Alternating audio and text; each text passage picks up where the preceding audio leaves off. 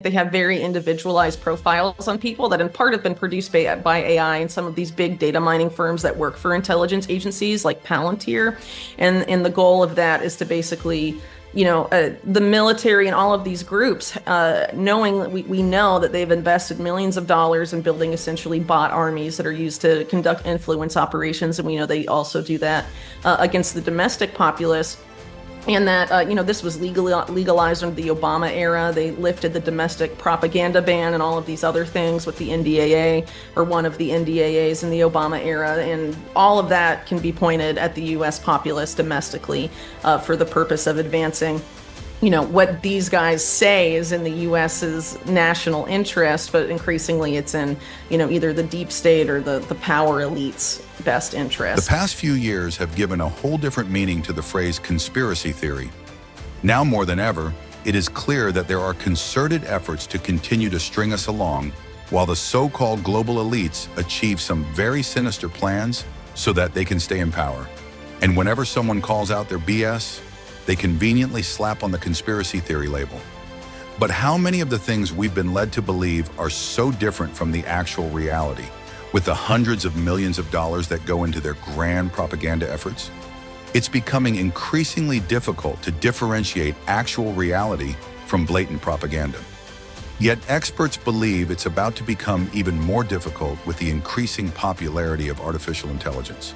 In her latest explosive interview with Peak Prosperity, renowned investigative journalist and author Whitney Webb warns about a huge looming threat that could very well take us back into the Middle Ages, not in terms of civilization or technological advancements, but in terms of a massive concentration of power in the hands of the few. According to Whitney, this has always been the plan, but the advent of the internet nearly devastated the plans. Though not without ills, the internet allows deep thinkers like Whitney to question the narrative and expose this grand plot. But that's the internet as we know it today. Starting from as early as 2025, Whitney warns that the internet will be completely different from what we use today. The change will be powerful, yet so subtle that it will go unnoticed by many. We will now bring you clips from Whitney's interview as she explores a scary future of permanent AI censorship and deep, widespread surveillance of every aspect of our lives, especially financial. What we're seeing is an effort to sort of herd the world towards what I would refer to as a neo-feudal model. So sort of going back to the same concentration of power that existed in the feudal era, or the dark ages of Europe, as it were, where you sort of have kings and you have sort of their enforcer class, and then you have a large serf underclass, and that the goal is to have basically those strata, the differences between them, enforced by technology. I think a key component of that is the efforts to control the flow of information, because in that era, right, the church dominated the flow of information and knowledge, and a lot of this was later, spread around and distributed to the serf class through the printing press and things like that, and now in modern iterations, the internet. And in order to bring things back to the neo-feudal era, the powers that be have to take complete control of the internet and the flow of information. And I think that's why we're seeing this increased push of censorization, and also to have, AI, generative AI that they produce end up producing the lion's share of the content online. Those two things, I think, go together in order to sort of manufacture reality so that we're more easily controlled and herded into these various systems that they're setting up that will maintain the vast majority of the populace in this serf underclass. And a lot of the big establishment thinkers on AI have pretty much talked openly about how that technology is being used to create sort of the upper class, the kings of the data barons, I guess, of the modern era, as opposed to the oil barons of previous eras, and how, the people that control the data that AI trains on and the people that program and maintain AI will be sort of in this upper class, and that AI will act upon the lower class, and the lower class over time will become cognitively incapable of understanding what AI is doing to them and how it's molding their opinions, and will become dependent on AI for everything, and will not really be able to function without it, or even make their own decisions and know their own preferences without it. And this was laid out by people like former Google CEO Eric Schmidt, Henry Kissinger, figures of that variety openly talking about how this is where this technology is taking us. Yeah, so I think information is absolutely crucial to developing this neo-feudal model, precisely because if they can manipulate how humans perceive reality, they can fundamentally shape human behavior, and I think that's really the ultimate goal of this. And I think, during the COVID era, for example, that was a big boon for them in terms of like the lockdowns and all of that, because people weren't interacting so much with the real world. They were instead interacting with the online world chiefly, which they can manipulate more effectively and essentially create realities that don't necessarily exist and convince people that that's what's happening, and manipulate trust also. And as I'm sure you and your audience are aware, the big theme at like the World Economic Forum for the past several years, including this year, has been rebuilding trust and how to claim trust or reclaim trust among the people who have sort of, to varying extents, gotten wise to this essentially big power grab that's happening on the part of the elite right now. So narrative management is a big part of it. And the internet has been an issue for them in that regard, in terms of allowing whoever, anyone to publish information or read, and for people to read that information, hence the increased efforts to not just censor, but also have them through AI produce the lion's share of content. And I think it's been said now that ChatGPT and generative AI like it is going to be responsible for like 90% of content online by 2025, which is, a year from now. In a 2023 report, the Europol Innovation Lab estimated that by 2025, about 90% of the content available on the internet will be produced with the help of artificial intelligence. This lab supports the European law enforcement community in the area of innovation, so it is safe to say it's a credible source of information. But as Whitney has warned, the aim is not just to have AI control the internet. It is currently being presented as an unbiased source of information that can make human lives easier. But what's an easier life when we are all basically zombies? We will be reading what they want us to read, seeing only what they want us to see, and thinking about the things they feel are appropriate. In addition, with AI producing 90% or more of the content people digest online, censorship will become really easy.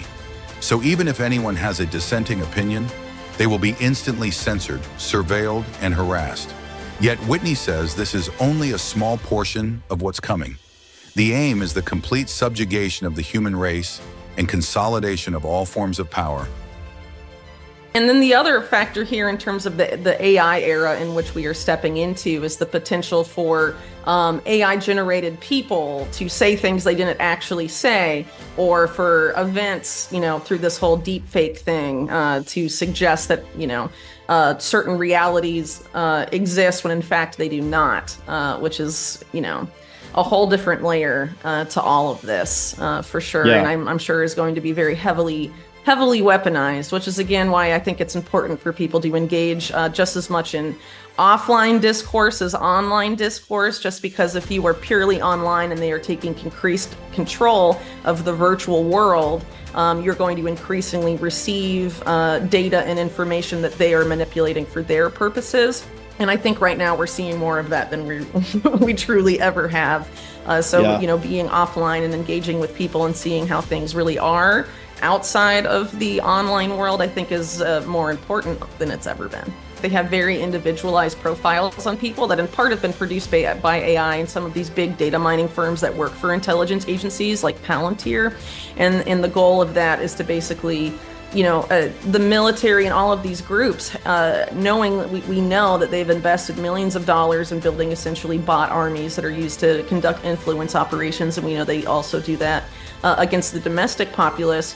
And that, this was legalized under the Obama era. They lifted the domestic propaganda ban and all of these other things with the NDAA, or one of the NDAAs in the Obama era. And all of that can be pointed at the U.S. populace domestically for the purpose of advancing, what these guys say is in the U.S.'s national interest, but increasingly it's in, either the deep state or the power elite's best interest, which tends to be from preventing any sort of real change from happening that would lessen their power or prevent us from, going even further down this this path that we are on.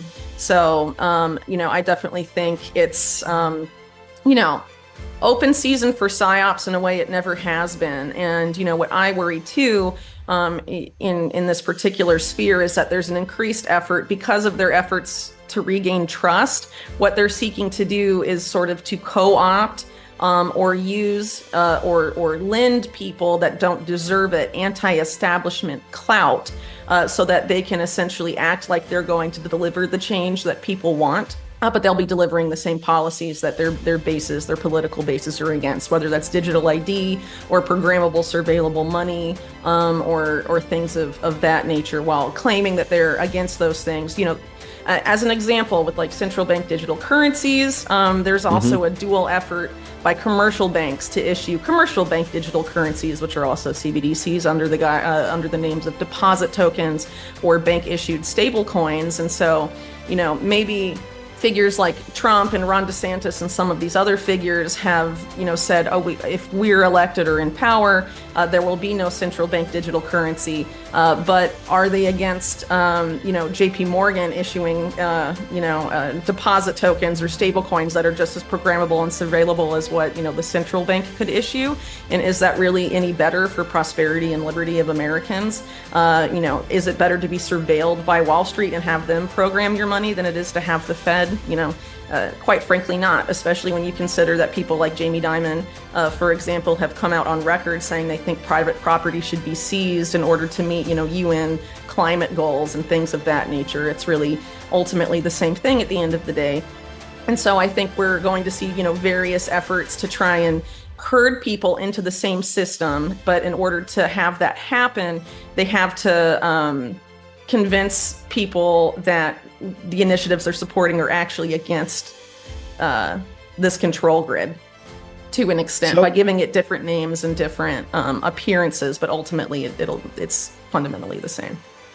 Central bank digital currencies, in whatever form they are presented, are centralized forms of money that can be used to control, manipulate, and subjugate the populace. Whoever controls the money controls the world. Nobody in the right frame of mind will be bold enough to question or criticize someone or a group of people that can permanently freeze their assets, leaving them impoverished forever. We can already see how power-hungry and above criticism these people are. The last thing we need is to leave them in control of all the information we get in a centralized digital form of money that can be easily turned off. What are your thoughts on Whitney's simple, insightful explanation? How are you preparing for what's coming? Like and subscribe to bring good luck and blessings for your financial future, and get this crypto bull run going.